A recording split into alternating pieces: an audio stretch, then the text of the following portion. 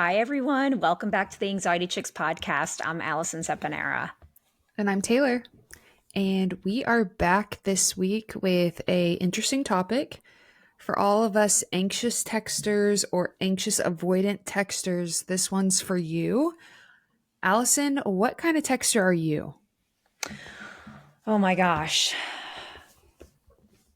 I don't even know. I'm trying to I definitely have my phone a lot. I'm not going to lie, only because that's where a lot of my work is, right? Through Instagram and through social media.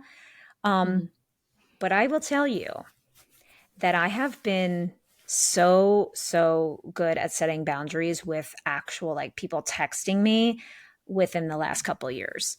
Um I now that the iPhone has an option for an unread text, like you can keep a text on unread, Mhm. that has helped me so much because I want to go Me back and too. respond as at when I can. Um some people I'll respond to right away, some people I won't. But that's a good question. I'll have to think about why I respond to some people right away and some people I will Do say you feel that like sometimes it's because maybe it's a bigger project or bigger, like maybe like, your best friend, you can respond with like tee hee ha ha, and then like someone else, you have to fully read the message, see what they're asking, get your planner out, look at an email. Like there's all these added layers to responding that you're like, I need brain capacity for that. And like, I'm not in the space to do that right now. Whereas like one of my good friends, I'm walking down the street, I can reply really quickly to her. yes, Some just totally. require more thought and like, okay, wait, I got to figure this out. Yes, no, totally. Another time when I don't actually respond right away just because it's just me thinking that I need to play a game is when I'm starting to date someone. Okay? So Yeah. like if I'm starting You to don't want to date a come off guy, needy or like, yeah, yeah. I'll leave it on red for like a couple hours or like not respond. But I like don't do that as like intentionally anymore because I actually am busy with my own life. So I put my phone down a lot more now. You know what I mean? Um now when the guy doesn't respond right away, now that's a different story in my brain because that's where a lot of my anxiety comes in with my anxious attachment style, right? When I'm first starting to date someone, um, I struggle with some anxious attachment. I've been trying to work on it, right? Since my last couple boyfriends, but I find myself ruminating and my thoughts getting a lot louder and I get more anxious when I feel like maybe I'm getting closer to a guy, I'm closer to someone and I'm like really enjoying them and then don't text me back like within a certain amount of time and I automatically am like okay, they're ghosting me or they don't want to date me anymore. Like my brain, like that's where my anxious brain goes a lot of times when I Do start you dating. only feel that way with guys or like friends too? I don't really feel that way with friends. You don't. So like if No. if you text someone and they take a while to respond and it's someone you're close with, you're just like, "Yeah, okay, they're busy." Yeah. Cuz Yeah. some I people, even friends, they feel like, "Do they hate me? Are they mad at me?" But you just understand like as someone who's super busy, life gets busy. Yeah. well, I'm the same way. yeah, but I can understand that. Like, in talking about when someone doesn't actually text back right away, that anxiety loop is real, Yeah. right? Like, maybe it doesn't happen all the time to me, but it does happen sometimes. Like when there's this whole uncertainty going on, right? And how there's this nervous system response that interprets that as some type of like danger or some type of rejection, right?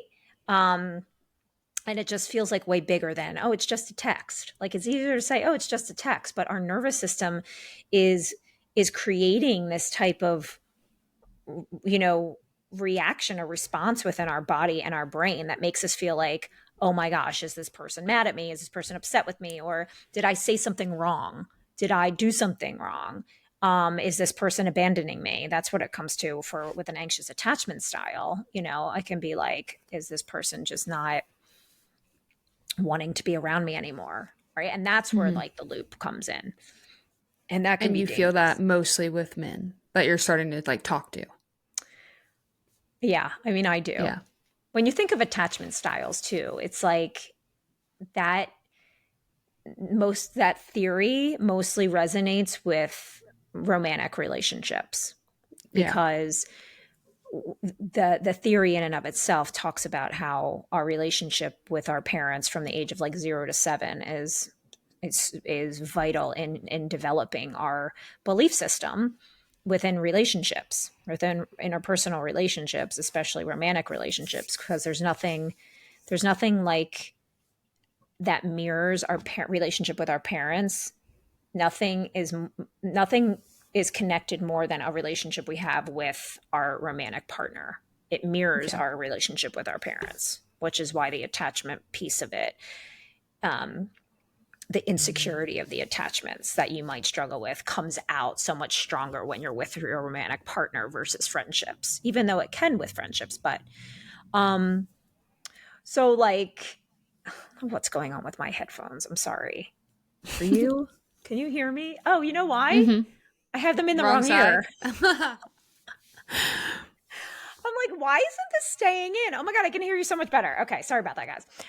Um, so yeah, but I think with, this, the loop of not having this text back, when you think about anxiety, not having a response back is basically you're just like on edge, waiting for someone to write you back, right? It's like the waiting.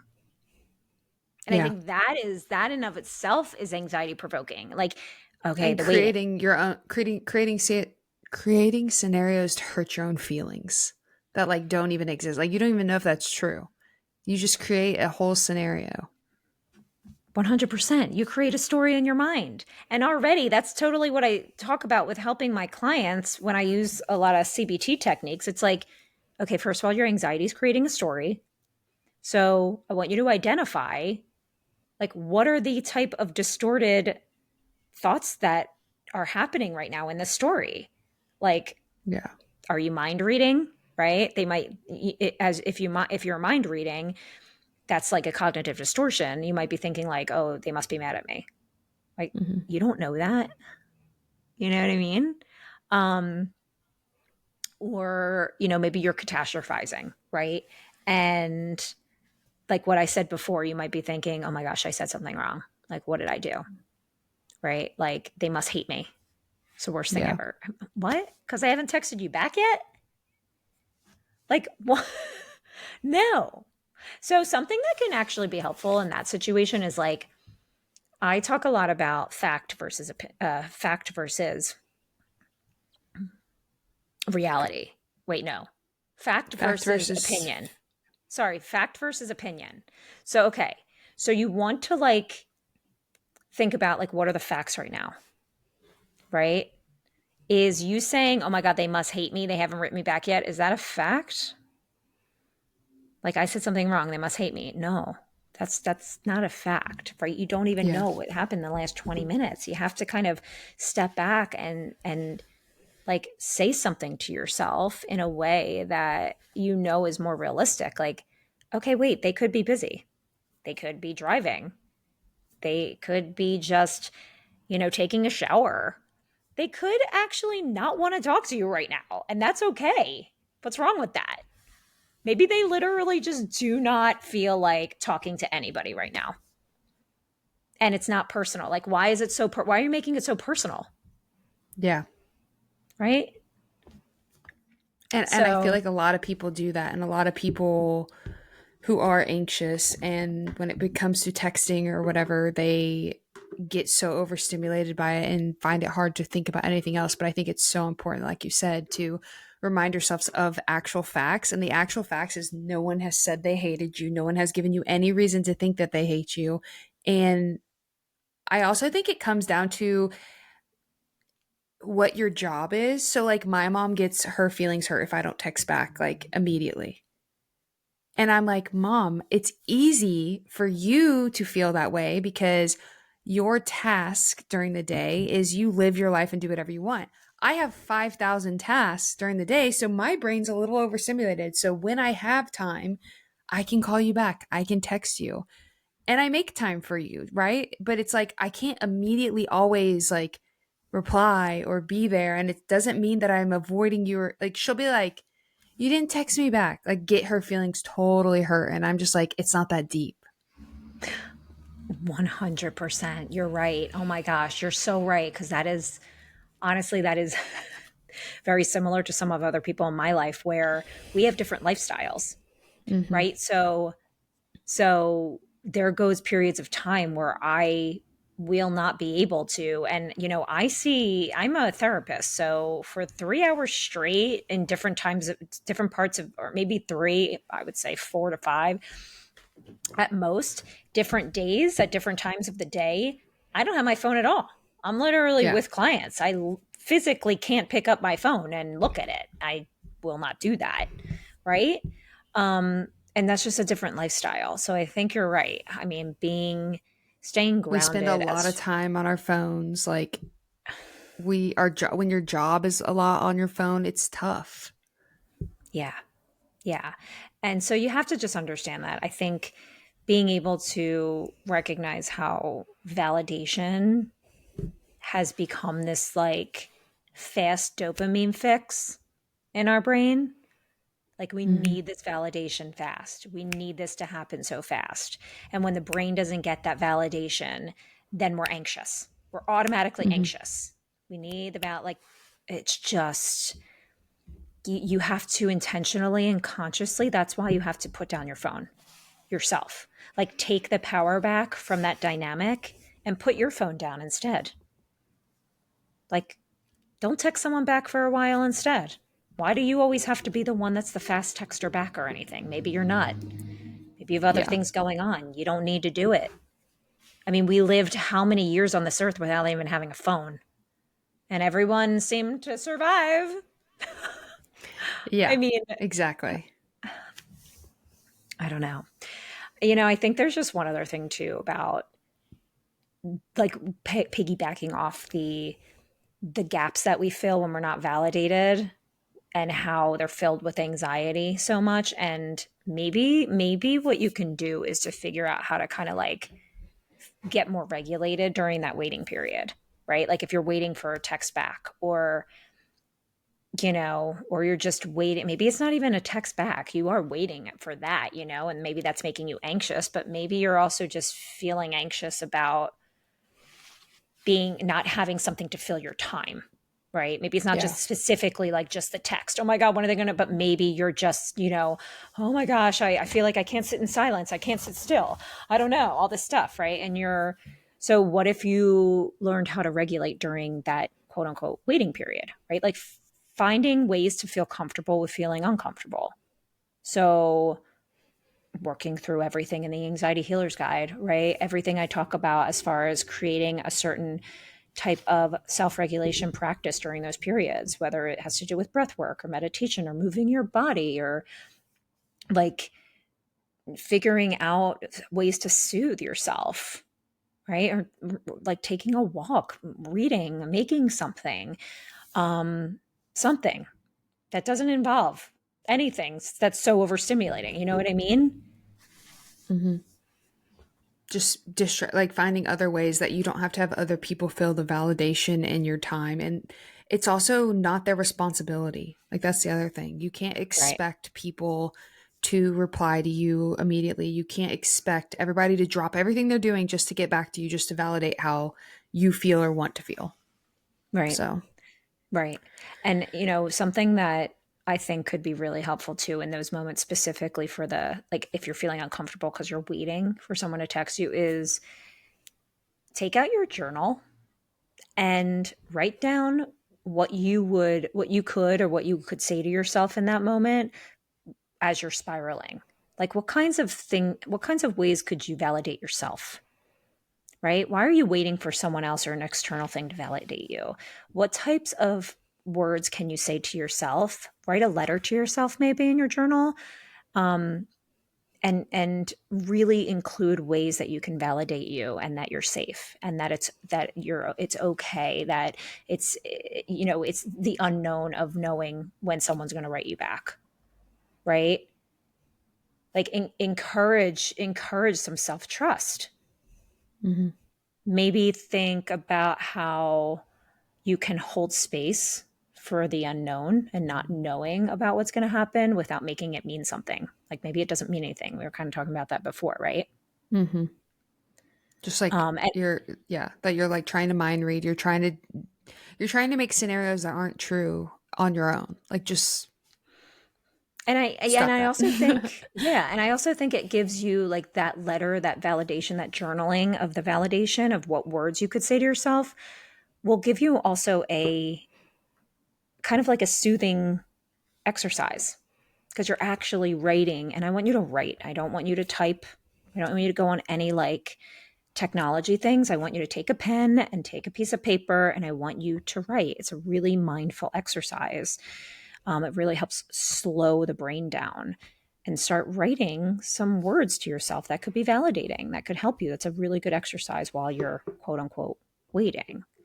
Um, and so, yeah, I just want to make that clear. And I think that, you had said stuff before too about boundaries and how boundaries are huge. And just remembering that people have lives, that people have distractions, like people have different moods. People don't always, not everybody is at their phone, believe it or not.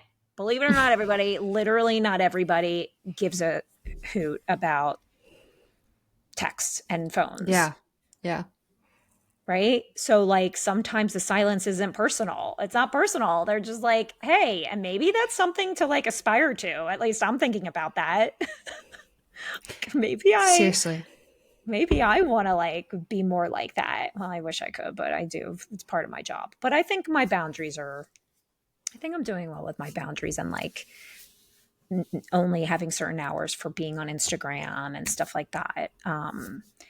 And not having my expectations, for myself or for other people be too high. Right. Yeah. Like, I don't want to come off like too needy with people, but like, I want to communicate in a way too that is so opposite of texting. Like I'm just such a different communicator. So I'll send voice notes a lot more now. I don't know if you do Yeah. that. Do you do that? That does help. Yeah. I do sometimes, but I feel like sometimes I'm also texting in a time when I can't send a voice memo because I'm like either around people or something. I don't know. Yeah. No, no, no. I get it. I get it. But it's just it's so much easier for me sometimes the voice memos because I actually it takes longer to text. I'm just Yeah. like, you know what? I'm bringing Yeah. back the phone call. I'm bringing back the good old phone call. Little And voicemail. anyway, so hopefully this helps. I know it was a little short, little kind of catch up episode, but I feel like this is like so being able to process through when someone doesn't text you back isn't really something that a lot of people talk about the anxiety behind that. You know what I mean? Hmm. And I think it's really real for a lot of people that there's this like loop in our brain when we're just like not getting these communication back, these texts back. Yeah, I agree. All right. Anyway, I love talking about this. We'll we'll fill you in on our boundaries with our phones at the Healing next tip in of the the next week. in the next couple episodes. Yes. Okay. So the healing tip of the week. So I really, really want you to try when you send a text, I want you to put your phone down somewhere. Like I want you to actually put it down, maybe even like maybe right after you actually send a text. If you know it's a person you're talking to that it creates some discomfort and anxiety for you with the waiting period, I want you to set a timer for maybe like 5 minutes after you send the text and don't look at your phone until the timer goes off. Like literally detach yourself for 5 minutes. You put the timer on so you know you're going to go back to it, right? So I want you to start training yourself to putting your phone down. Go and do something for those 5 minutes. Go write in your journal. Tell your story. Go write to yourself in your journal. Go take a walk. Go make some lemonade. I don't know. Go take a shower. Go like do some yoga moves. I don't know. But that would be my healing tip. Send a text and then put your phone down for 5 minutes. I like that. What do you think of that? Think people can do it? Maybe. Maybe not. Let us Might be know, itching. y'all. Let us know. Go to the Anxiety Chicks on Instagram and let us know under some the post if you can do this or not. I'm excited to hear about it.